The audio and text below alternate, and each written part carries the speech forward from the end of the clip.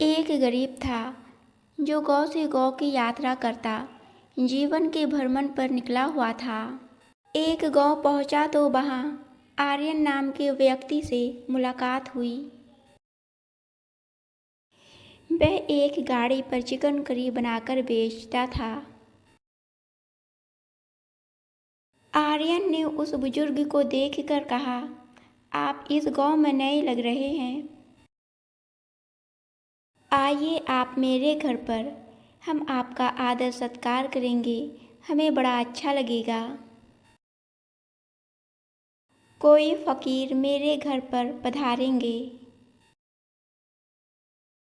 फ़कीर उसके घर पर आया। मिडिल क्लास फैमिली का वह व्यक्ति था। आर्यन से जितना हो सका उसने उस फ़कीर का बहुत ही खुशी से आदर सत्कार किया। आर्यन की पत्नी और एक बेटी थी। आर्यन के परिवार ने फ़कीर का बहुत सम्मान किया। फ़कीर जब वहाँ से जाने लगा तो कहने लगा, आपके परिवार में और उन्नति हो। आर्यन ने हंसकर कहा, अरे क्या कह रहे हैं आप, यह भी नहीं रहने वाला। फ़कीर बोला, अरे क्या बोल रहे हो। आर्यन ने कहा, सच ही तो बोल रहा हूँ। फ़कीर वहाँ से चला गया। 2 साल बाद फिर वह उस गांव लौट आया।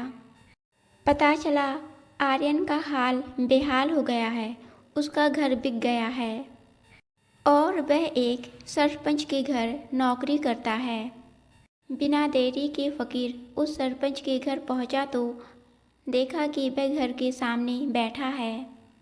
एक झोपड़ी में आर्यन का परिवार रह रहा था।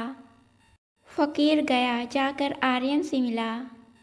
उस बिहाली में भी फ़कीर को बैठाकर उसका आदर सम्मान किया।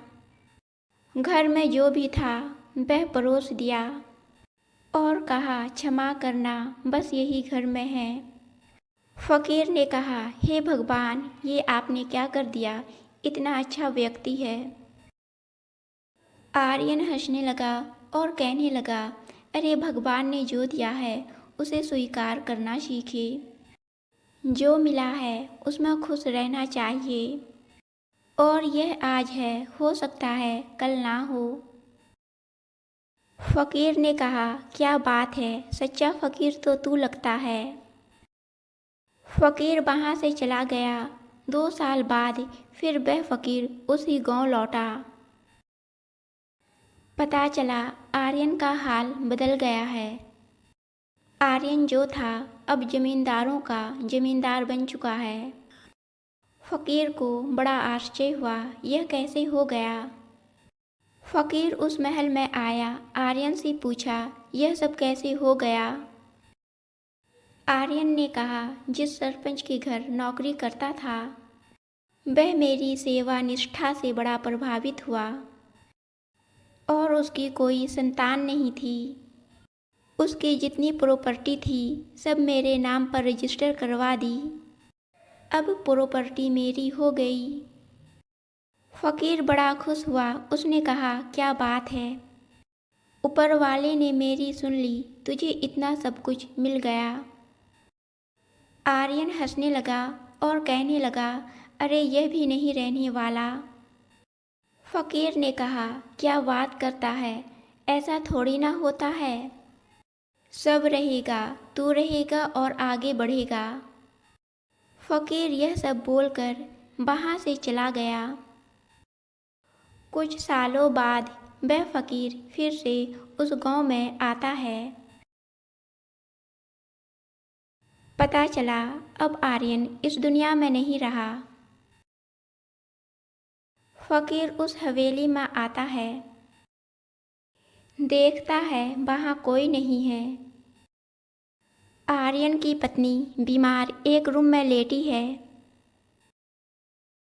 आर्यन की बेटी अपने घर चली गई है, उसकी शादी हो गई है, कोई देखभाल करने वाला नहीं है। फ़कीर सोचता है, आर्यन को कितना कुछ पहले से पता था।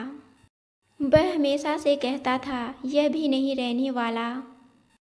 सच्चा फ़कीर तो आर्यन था जो हर हाल में खुश था। फ़कीर सोचता है, मैं उस आर्यन की एक बार तस्वीर देखना चाहता हूँ। तस्वीर देखना चाहता हूँ, उसे प्रणाम करना चाहता हूँ। वह मेरा सच्चा गुरु निकला। उस कमरे में फ़कीर प्रवेश करता है। उस फोटो के नीचे की लाइन को पढ़ता है। आर्यन लिखवा कर गया था, अंत में यह भी नहीं रहने वाला। फ़कीर मुस्कुराने लगता है।